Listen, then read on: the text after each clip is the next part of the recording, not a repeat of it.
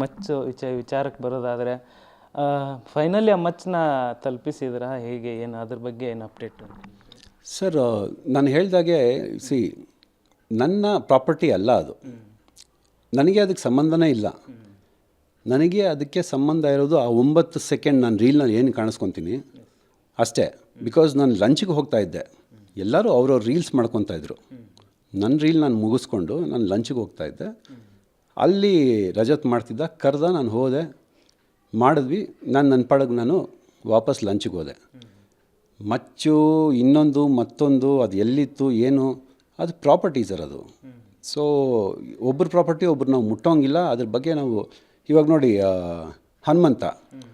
ಹನುಮಂತನ ಕೋಲ್ ಕೊಟ್ಟಿದ್ರು, ಒಂದು ಶಾಲ್ ಕೊಟ್ಟಿದ್ರು, ಅದು ಅವನ ಪ್ರಾಪರ್ಟಿ. ನಾನು ಪುಷ್ಪ 1 ಕ್ಯಾರೆಕ್ಟರ್ ಮಾಡಿದರೆ ನಾನೊಂದು ಬನೀನ್ ಹಾಕ್ಕೊಂಡು, ಶರ್ಟ್ ಹಾಕ್ಕೊಂಡು, ಲುಂಗಿ ಹಾಕ್ಕೊಂಡು, ತಲೆಗೊಂದು ಬಟ್ಟೆ ಕಟ್ಕೊಂಡು ಕೊಡ್ಲಿ ಇಟ್ಕೊತಿದ್ದೆ. ಅದು ಪಾರ್ಟ್ 1ನಲ್ಲಿ. ಪಾರ್ಟ್ 2ನಲ್ಲಿ ಈಸ್ ಆಲ್ರೆಡಿ ರಿಚ್. ಸೊ ಅದರಲ್ಲಿ ಏನು ಗೋಲ್ಡ್ ಚೈನ್ ಹಾಕ್ಕೊಂಡು, ಅವನು ಒಂದು ವಾಚ್ ಹಾಕ್ಕೊಂಡು ಹಿಂಗೆ ಅಂದ್ಕೊಂಡು ಬೀಡ ತಿಂತಿರ್ತಾನೆ ಇವಾಗಲೂ. So that was my property. ನೀವು ಆ ಶೋನಲ್ಲೂ ಕೂಡ ನೋಡ್ಬೋದು, ಎಂಟ್ರಿ ಕೊಟ್ಟಾಗ ಬೀಡ ಇಟ್ಕೊಂಬಂದು ಬೀಡ ತಿನ್ಕೊಂಡು ಎಂಟ್ರಿ ಕೊಡ್ತೀನಿ, ಡೈಲಾಗ್ ಹೇಳ್ತೀನಿ. ಆ ಥರ ಪ್ರತಿಯೊಬ್ಬರದ್ದು ಒಂದೊಂದು ಪ್ರಾಪರ್ಟೀಸ್ ಇತ್ತು.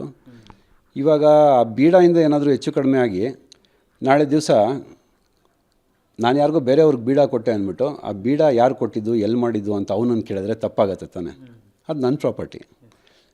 ಹಾಗೆಯೇ ಮಚ್ಚು ಅವನ ಪ್ರಾಪರ್ಟಿ, ರಜತದು. ಆ ಶೋಗೆ ಅಂತ ಕೊಟ್ಟಿದ್ದು.